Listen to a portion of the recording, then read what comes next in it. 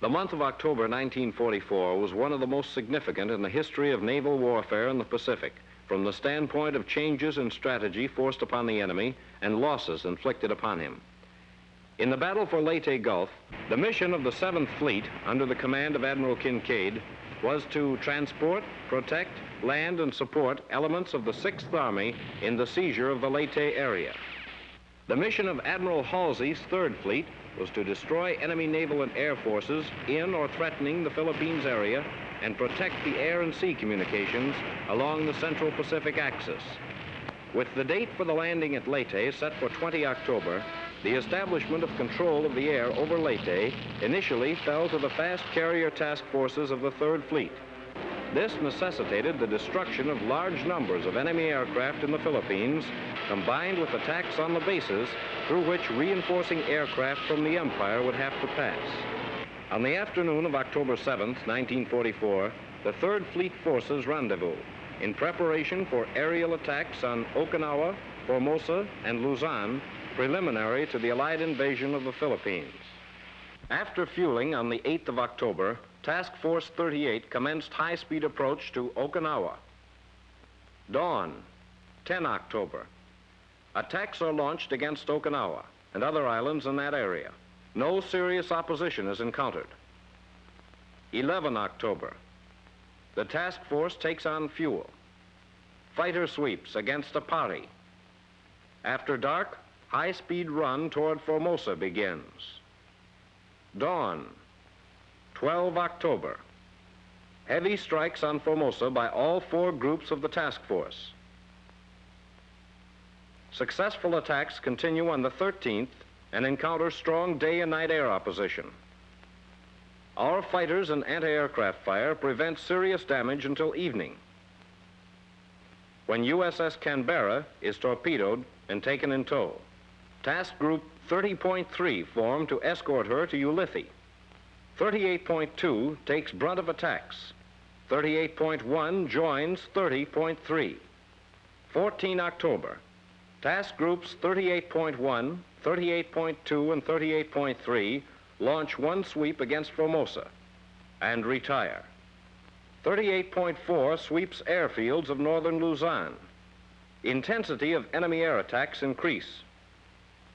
Houston torpedoed and taken in tow. The situation is evaluated, and the decision is made to save the damaged cruisers by attacking airfields of central Luzon, the source of the most effective Jap air attacks.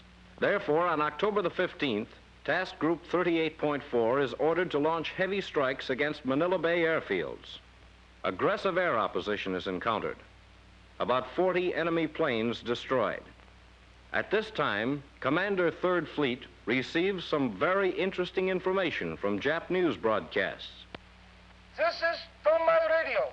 Positive sinking of many carriers and other vessels of despised American fleet. Time arrived to attack and sink puny United States Navy. Imperial Japanese fleet ordered to make battle. Banzai! Banzai! Banzai! In view of the apparent Japanese belief in the extreme claims of the Jap radio, Task Groups 38.2 and 3 set the trap to intercept Jap surface moves toward 30.3 Cripples, the bait. Houston torpedoed a second time. Search plane contacts enemy surface force. Night search unable to regain contact. 17 October. Searches continue, but the enemy retires before trap can be sprung. Task Group 38.4 attacks Luzon. 18 October. 38.1 and 38.4 join and conduct sustained strikes against Luzon area. 38.2 strikes airfields to the north.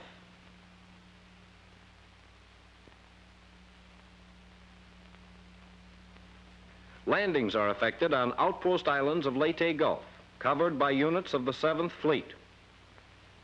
The channel is cleared of mines. 19 October, A-1 day. Task Groups 38.1 and 38.4 continue strikes against central Luzon area prior to direct air support of landing at Leyte.